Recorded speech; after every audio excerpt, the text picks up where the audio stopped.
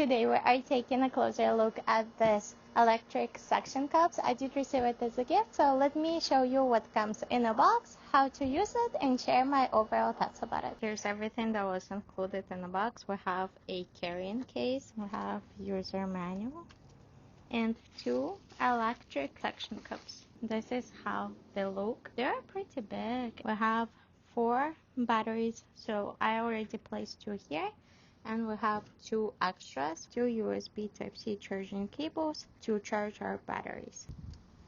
Here's our port for charging. On the battery itself, we have this LED screen that shows how much battery life we have left, which is very, very convenient. To turn it on, you're gonna press and hold the power button. It's gonna start automatically suctioning, and it can actually lift up over 600 pounds, which is 300 kilos. By double clicking, you're gonna be able to release the pressure.